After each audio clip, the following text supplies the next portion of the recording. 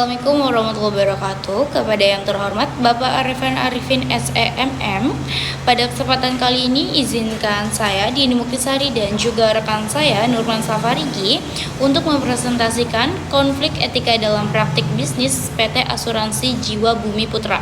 Topik ini sangat penting banget untuk dipahami karena menyangkut dampak dari pelanggaran etika dalam dunia bisnis yang berujung pada krisis sistematik dan penurunan kepercayaan masyarakat terhadap industri jasa keuangan, khususnya asuransi jiwa.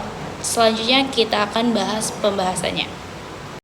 Latar belakang krisis yang terjadi pada PT Asuransi Jiwa Bumi Putra 1912 menjadi bukti nyata bahwa pelanggaran etika bisnis bukan sekedar persoalan internal, melainkan dapat menimbulkan dampak sistemik yang luas.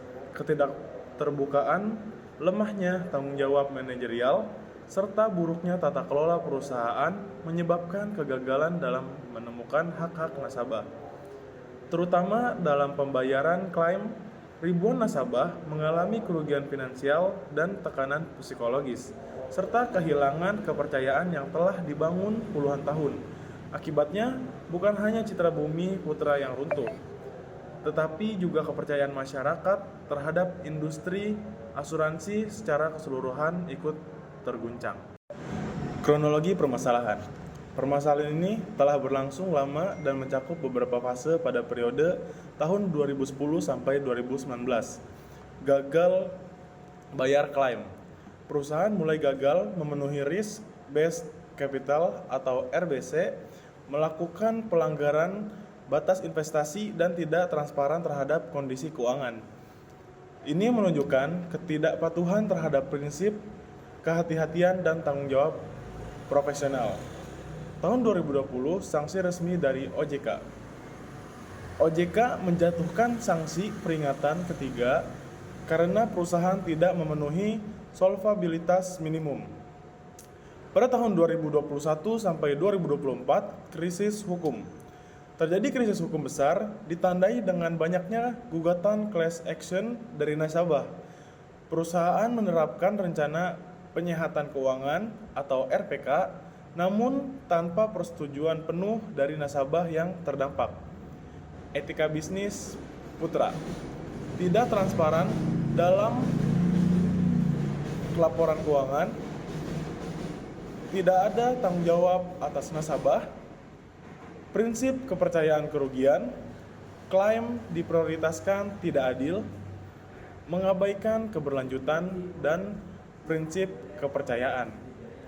Dalam etika bisnis, perusahaan seharusnya menjalankan prinsip kejujuran, tanggung jawab, keadilan, dan transparansi. Namun Bumi Putra gagal menerapkan nilai-nilai tersebut.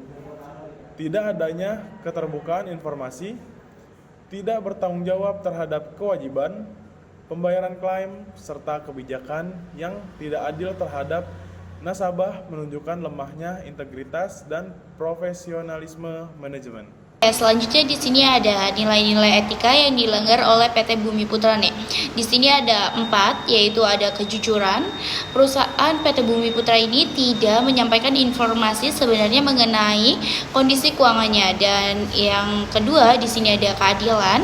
Terdapat perlakuan tidak setara antara nasabah satu dengan nasabah lainnya. Yang ketiga, ini ada tanggung jawab.